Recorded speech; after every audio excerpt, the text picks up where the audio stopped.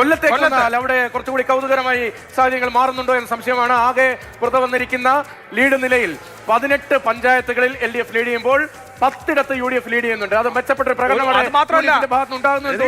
ജില്ലാ പഞ്ചായത്തിൽ ഇപ്പോൾ UDF ആണ് ലീഡ് ചെയ്യുന്നത്. ഒരു ഡിവിഷനിലെ റിസൾട്ട് വരുമ്പോൾ അല്ലെ ഒരു ഡിവിഷനിലെ ലീഡ് ചെയ്യുമ്പോൾ നോക്കൂ, കണ്ണൻ നായർ കോർപ്പറേഷനിൽ 6-3 UDF ലീഡ് ചെയ്യുന്നു. ഇപ്പോൾ ജില്ലാ പഞ്ചായത്തിൽ 7-4 UDF ലീഡ് ചെയ്യുന്നു. മുനിസിപ്പൽ വാർഡുകളുടെ കാര്യത്തിൽ LDF മേൽക്കൈ ഉണ്ട് എന്നുള്ളതേ ഉള്ളൂ. കൊല്ലത്ത് LDF കോട്ടകൊത്തളമായ കൊല്ലത്ത് കാര്യങ്ങൾ കഥ മാറുകയാണോ?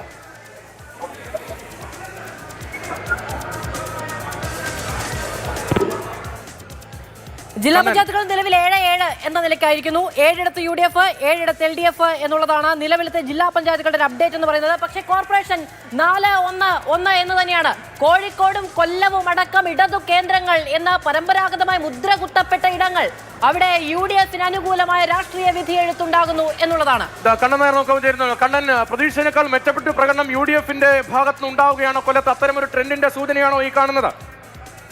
തീർച്ചയായിട്ടും കഴിഞ്ഞ തവണത്തേക്കാൾ മെച്ചപ്പെട്ട അവസ്ഥയിലേക്ക് UDF പോകുന്നു എന്നുള്ളതാണ് ഈ സൂചനകൾ നൽകുന്നത്. അത് ഗ്രാമപഞ്ചായത്തിലായാലും ജില്ലാ പഞ്ചായത്തിൽ കഴിഞ്ഞ തവണ 3 സീറ്റുകൾ മാത്രമാണ് UDF ഉണ്ടായിരുന്നെങ്കിൽ ഇപ്പോൾ 7 ജില്ലാ പഞ്ചായത്തിൽ UDF ലീഡ് ചെയ്യുകയാണ്. കോർപ്പറേഷനിലും നല്ല രീതിയിൽ മെച്ചപ്പെട്ട പ്രകടനമാണ് UDF കാഴ്ചവെച്ചുകൊണ്ടിരിക്കുന്ന കാര്യം. കഴിഞ്ഞ തവണത്തേക്കാൾ മികച്ച പ്രകടനം UDF ജില്ലാ പഞ്ചായത്തിലും ഗ്രാമപഞ്ചായത്തുകളിലും ബ്ലോക്ക് പഞ്ചായത്തുകളിലും എല്ലാ സ്ഥലങ്ങളിലും കൊല്ലം ജില്ലയിൽ നടത്തുന്നു. കാര്യം കൊല്ലം ജില്ല എന്നും അറിയപ്പെട്ടിരുന്നത് ഒരു ഇടത് കോട്ടയെന്നാണ്. ആ സ്ഥലത്ത് വലിയൊരു മുന്നേറ്റം UDF ഭാഗത്തുനിന്ന് ഉണ്ടായിക്കൊണ്ടിരിക്കുകയാണ്.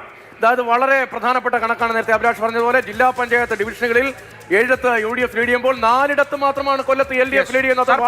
വളരെ പ്രധാനപ്പെട്ട സർപ്രൈസിംഗ് ആയിട്ടുള്ളൊരു കണക്കാണ്. ഓച്ചിറയിൽ UDF ജില്ലാ പഞ്ചായത്ത് ഡിവിഷൻ ലീഡ് ചെയ്യുന്നു. നടുവത്തൂരിൽ UDF ലീഡ് ചെയ്യുന്നു. തലവൂരിൽ UDF ലീഡ് ചെയ്യുന്നു. കല്ലുവാതുക്കൽ UDF ലീഡ് ചെയ്യുന്നു. കുണ്ടറയിൽ ലീഡ് ചെയ്യുന്നു. ചവറയിൽ ലീഡ് ചെയ്യുന്നു. തേവലക്കരയിൽ UDF അപ്രതീക്ഷിതമായി ജില്ലാ പഞ്ചായത്ത് ഡിവിഷനുകളിൽ ലീഡ് ചെയ്യുകയാണ്. LDF ലീഡ് 4 മാത്രമാണ് ഇപ്പോൾ ഉള്ളത്.